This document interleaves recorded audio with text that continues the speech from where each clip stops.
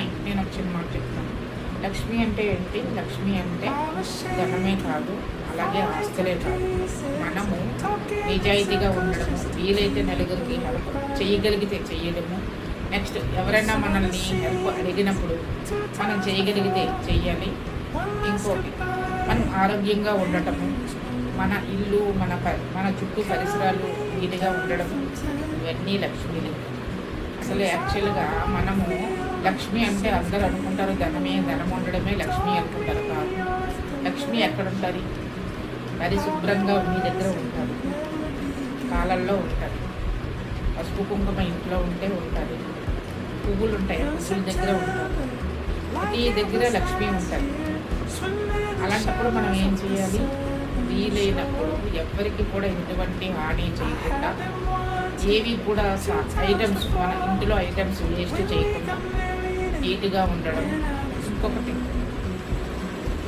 ఏంటంటే, మనము వీలైనప్పుడు మన పనులు మనం చేసుకొని కూర్చొని ఎవరితోనైనా ఏ మాటలన్నా మాట్లాడుకోవచ్చు. కానీ అట్టే పెట్టుకొని ఇల్లు శుభ్రం లేకుండా ఉంచుకొని అరగంటే కదా, పావు గంటే కదా అని మాట్లాడితే మనకు తెలియకుండా మనం గంటలు మాట్లాడతాము.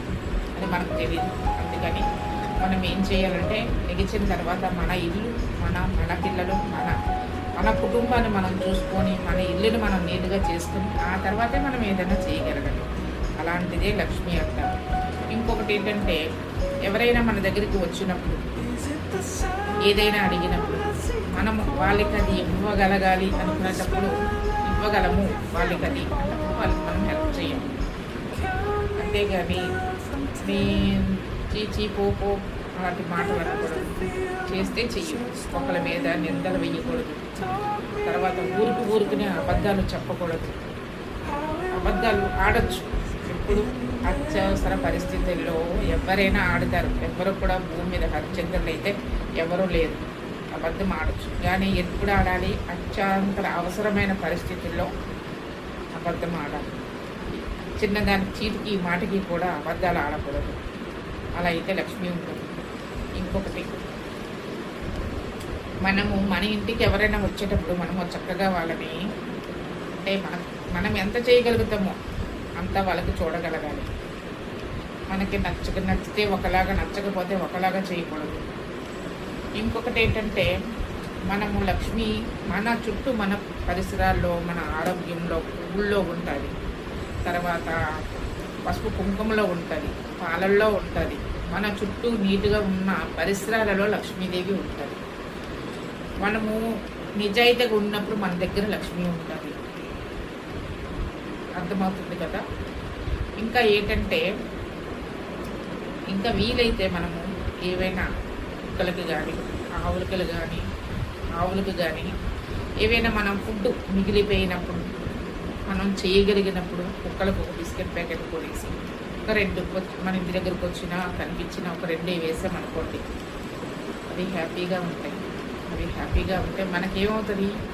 మన మనసు హ్యాపీగా ఉంటుంది అనమాట. మన మనసు హ్యాపీగా ఉందంటే మనకు అక్కడ ఆరోగ్యంగా ఉన్నట్టు. ఆరోగ్యంగా ఉంటే లక్ష్మీదేవి ఉన్నట్టు. అందుకని మనము వీలైతే ఒక 2 బిస్కెట్ కుక్కలకు వేయడము, మనం మిగిలిపోయిన దాన్ని కాయగూరలు అవి కోస్తాం కదా, అవన్నీ ఒక దగ్గర అట్టే పెట్టి బయటన ఒక కవర్ కానీ కాగితంతో కానీ బయట పెట్టామంటే రోడ్డు మీద వెళ్ళిపోయిన ఆవులు తింటాయి. వాటికి కూడా ఫుడ్ పెట్టినట్టు అవుతుంది. మనం వేరేగా తెచ్చి పెట్టనవసరం లేదు కదా. మనం కోసిన కాయగూరలు అవి చెత్త లేకుండా చూసుకొని నీట్గా పెట్టాలి. అవే కదా తింటుంది అని ఎలా పెడితే అలా పెట్టకూడదు. వాటికి కూడా దాని పట్ల కూడా నీట్గా ఉండాలి. కాబట్టి మనం ఏంటంటే, వాటికి పెట్టేటప్పుడు చెత్త వైపు ఆవులకి వేసేటప్పుడు, మనం ఎలాగా ఆవులకి వేసేటప్పుడు అంటే, ఇప్పుడు క్యారెట్ ఉన్నది అనుకోండి, క్యారెట్ గీస్తాం.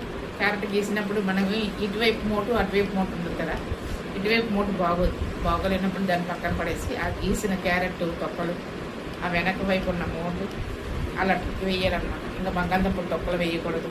అరటిపళ్ళు ఇలాంటివి వేయచ్చు. మనం మిగిలిపోయిన కాయగూరలు వేయచ్చు. ఇంకా తోటకూర కోస్తాం కదా, ఆకుకూరలు కోసేటప్పుడు వెనకాతల చూడండి వేర్లు కూడా ఉంటాయి, అవి వేయకూడదు.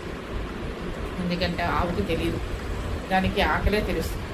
మనం ఏం పెడితే అదే తినేస్తుంది. దానికి సెన్స్ ఉంటుంది.